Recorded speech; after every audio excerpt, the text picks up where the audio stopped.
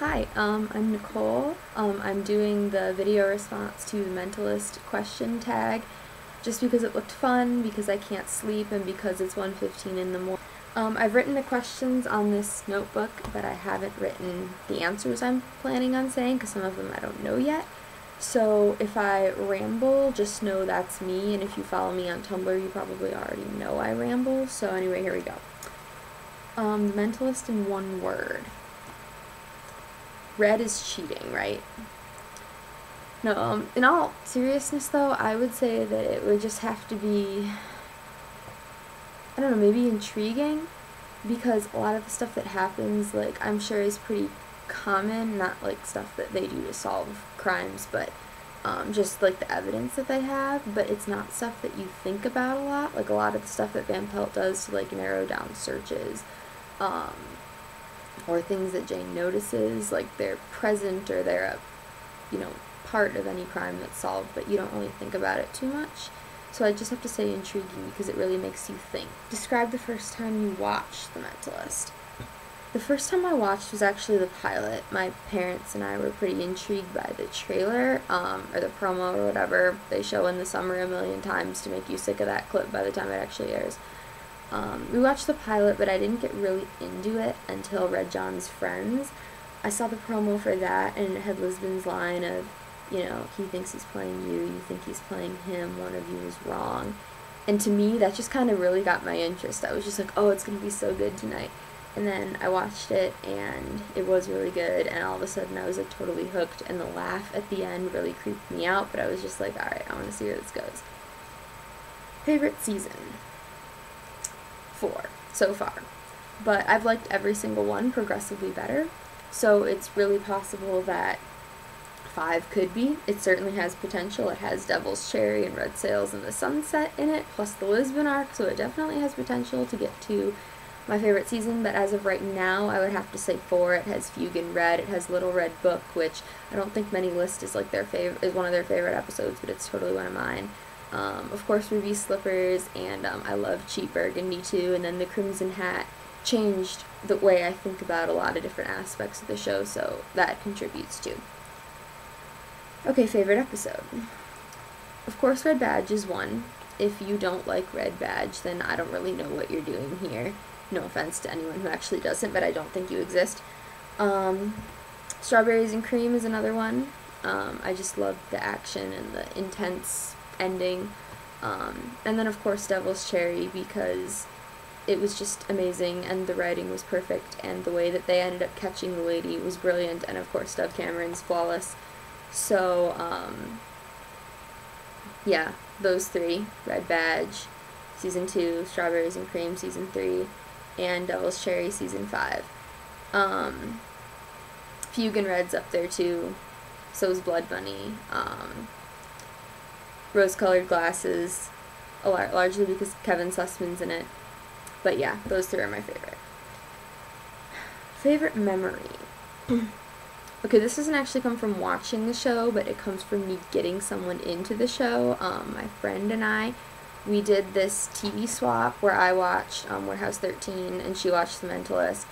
Love Warehouse 13, by the way. This was the best TV swap that's ever been in existence, ever, just saying. And that came about because we were discussing the characters in each respective show and kind of thought that they had similar aspects. And so my friend Amber, she watched it, and I think the best memory is either reading her tweets when she was watching Red Badge, or the first time that she messaged me with like theories and we actually got to discuss it. And we've been friends for a couple of years now, and I'd always wanted to have like in-depth mentalist discussions with her, and the first time that she actually like came out with like, this is what I think about this, I just got really excited. How has The Mentalist changed your life? Well, I think everyone's having an affair now, because it seems like every episode a million people are having an affair. My parents say it has made me creepier. I have a Red John smiley up there above my bed, actually, and it's accurate because it's the first thing you see when you enter the room, and I was really ridiculously proud of myself when I got that. It's also made me think more in depth of things, like what I said to the answer to the first question about how it just really makes you think, and I enjoy thinking, but most of the time shows that I watch don't actually make me think. And I still rarely guess who, committed it, because it's always a random thing that isn't always as obvious as, Jane's checking the guy's shoes when he keeps flipping the coin and then drops it. But most of the time I don't know who it is, so I haven't really gotten more perceptive, I guess, when it comes to it, like the show. But it's always really interesting, and I'm always, looking, and even if I don't pick up the right thing, I'm always thinking of it. Lisbon or Van Pelt? Lisbon. Anyone who knows me at all knows Lisbon. Lisbon is completely flawless. Robin Tunney is flawless. She has perfect hair. She's adorable. She's kick-ass. She's got flaws that make me like her more because they're, relatable flaws, and I just love her. Cho or Rigsby? Cho. I don't have anything against Rigsby, but Cho is just hilarious. His line about using one phone call to order a pizza is what, got my sister, oh my god, this guy's awesome. I don't know when it started for me. But he's just hilarious without trying to be. I love all the Tumblr posts about, his facial expressions when he's angry or scared or sad or happy, and they're the same. And I'm a big fan of deadpan, and I have no idea how Tim Kang does that without busting out laughing. If you could be any character. Annie Lisbon. I know she's had a bit of a rough time, with her parents divorcing and her dad being so, unable to find anything to do, and then not having a, safe job, even though he's the only one supporting her. But she gets to be Lisbon's niece. And she's kind of a badass in training, and I wish I was a lot more badass than I was. So, if I could be anyone on the Mentalist, I would be her, definitely. If you could meet Patrick Jane in real life, what would you tell him? I feel like Charlotte covered that pretty well. Of course, I wouldn't have the, hey, I'm your daughter angle. But I think I would just tell him that, I'm a little more, I guess I'm not exactly like Charlotte, because I'd be get Red John and then move on, don't brood. But I definitely want him to get Red John before he starts a relationship with anyone. Partly for his closure, and partly because I think that just is really the only thing that makes sense. Yeah, basically the gist of it was covered. Who do I think is Red John?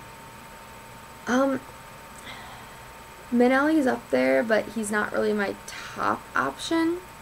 I don't know if I think or I want, but I kind of want it to be Mashburn, just because he's been so fascinated with the murder, and his whole comment to Jane, maybe next time I'll be the killer, and I know next time he wasn't the killer, but that seemed kind of foreshadowing. And, Jane slept with Red John's girl, so maybe Lisbon slept with Red John. Maybe that would be kind of creepily twisted. Okay, how do you want the show to end?